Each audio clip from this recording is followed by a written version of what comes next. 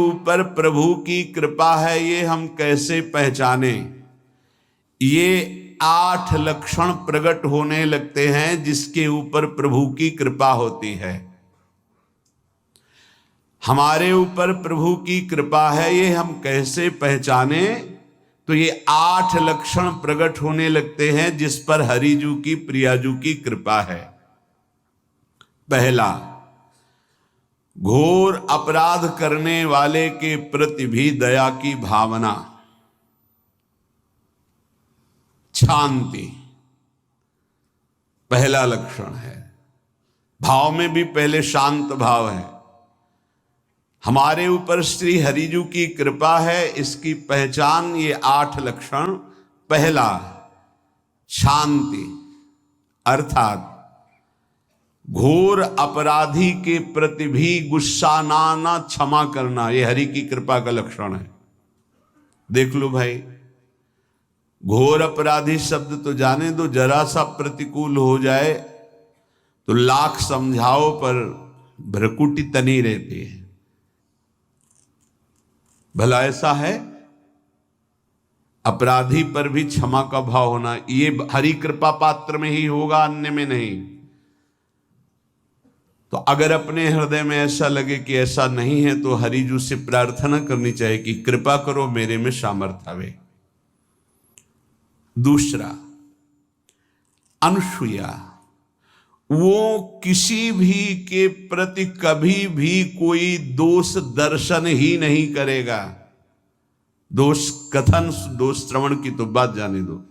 अनुसूया, दूसरों के गुणों में दोष ढूंढना ये नहीं होता। हरि कृपा पात्र में ये नहीं था। ये सब भजन के नाश करने वाले, जैसे पहला अपराधी पर क्रोध कर देना, तो माया ने भेजा इसीलिए था कि तुम्हारे साथ व्यवहार ऐसा करे कि तुम क्रोध करो। क्रोध करोगे तुम्हारी ऊर्जा शक्ति नष्ट हो जाएगी, अध्यात्म में जो चलने की थी। और कहीं तुमने संकल्प कर लिया तो भजन शक्ति नष्ट हो जाएगी। तो अगर भजन बल है तो गया, जरूर उसको दंड मिलेगा, पक्का मिलेगा, 100% मिलेगा, लेकिन आप खाली हो गए।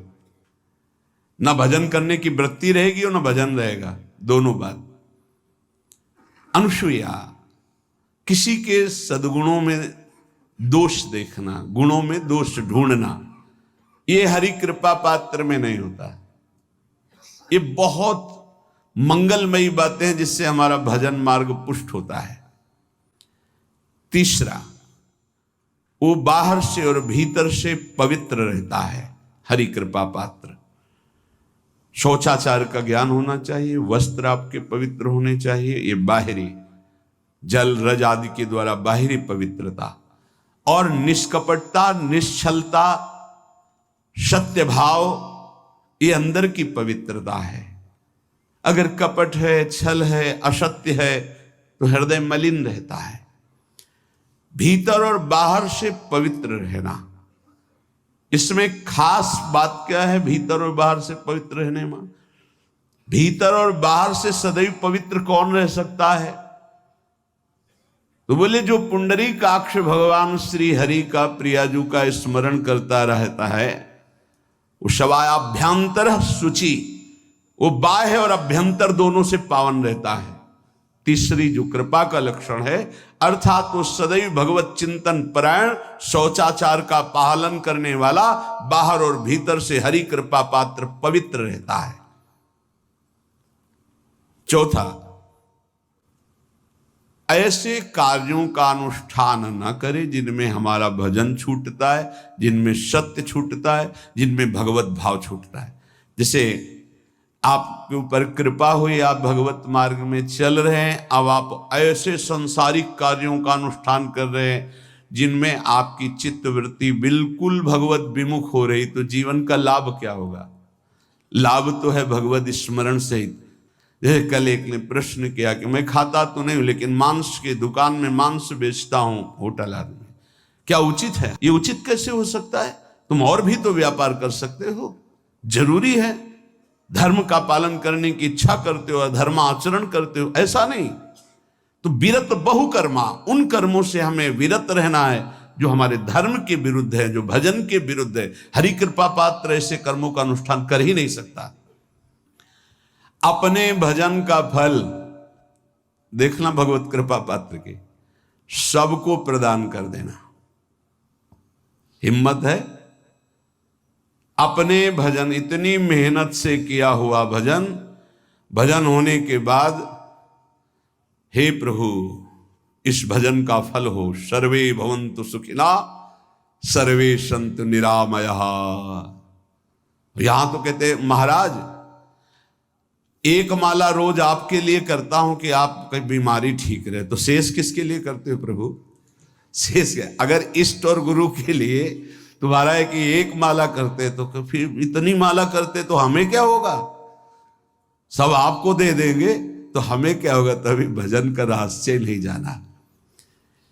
छठवां, अपने भजन से अपने लिए कुछ भी ना चाहना और दूसरों की तो बात जाने दो, दूसरों से कुछ ना चाहना ये तो ठीक है, अपने भजन से अपने लिए कुछ ना चाहना है हिम्मत। देखो ये हरि कृपा पात्र में हिम्मत होती है। अपना भजन अपने प्रयोग में ना लाना, इसका भी आंतरिक रहस्य है। अपने प्रयोग में आप शरीर को लेकर के बोलेंगे, अगर स्वरूप को लेकर तो प्रयोग की कोई वहां जरूरत ही नहीं, स्वरूप पूर्ण काम है, वहां कोई अभाव नहीं। जब आप कोई भाव अपने लिए करेंगे तो देह भाव होगा, देह भाव से किसी विषय की मांग होगी। विषय पूर्ति भजन का फल नहीं होता, भजन का फल होता विषय निवृत्ति। बहुत जोर की बात है, कैसे समझ में आए? अपने भजन का भी फल अपने लिए नहीं, दूसरों से कुछ चाह रखना तो बात ही जाने दो, भजन से भी कोई अन्य सुख की चाह नहीं हुई। क्या चाहिए? भजन ही बनता रहे। किसी भी मान सम्मान कीर्ति पद प्रतिष्ठा के मिलने पर हृदय का असंतुष्ट हो जाना, यह हरि कृपा पात्र का लक्षण होता है। प्रणाम नमस्कार जय हो तो हृदय में असंतुष्ट हो जाना चाहिए। कोई किंचन मात्र अभिमान न उदय हो जाए। प्रभु बचाओ, ये माया की चकाचौंध से बचा लो नाथ। कौन सा अपराध बन गया कि आपकी जय की जगह यहां हमको ऐसा सुनना पड़े। मान प्रतिष्ठा कीर्ति जिसके लिए बड़े बड़े लालायित रहते, हरि कृपा पात्र को विष की तरह चुभती है। और आठवां, किसी भी प्राणी समुदाय से संबंध ना रखते हुए सब पर दया की भावना, सब पर कृपा की भावना, सब पर करुणा मैत्री, पर किसी से ममता नहीं। ये सूत्र बहुत व्यवहार में प्रयोग करने योग्य है। सबसे करुणा और मैत्री, पर किसी से ममता नहीं। करुणा तो करी भरत जी ने, मैत्री भी की मृग से, पर ममता रहित नहीं रहे। ममता कर ली तो अगला जन्म हिरण का हो गया। ममता नहीं रखनी। निर्ममो निरहंकारा, करुणा मैत्री तो करनी है, जैसे इसमें आदेश है, गीता में जी आदेश है, अद्वेष्टा सर्वभूतान मैत्र करुणैव च, पर निर्ममो निरहंकारा, ये साधक की चतुरता है। प्राणी मात्र पर दया कृपा करुणा मैत्री, पर ममता नहीं। ममता किसी से, और यहां करुणा मैत्री ये तो गायब हो गई, केवल ममता रह गई है। अपने शरीर से ममता, शरीर संबंधियों से ममता, विषय भोगों से ममता, यही जहर है।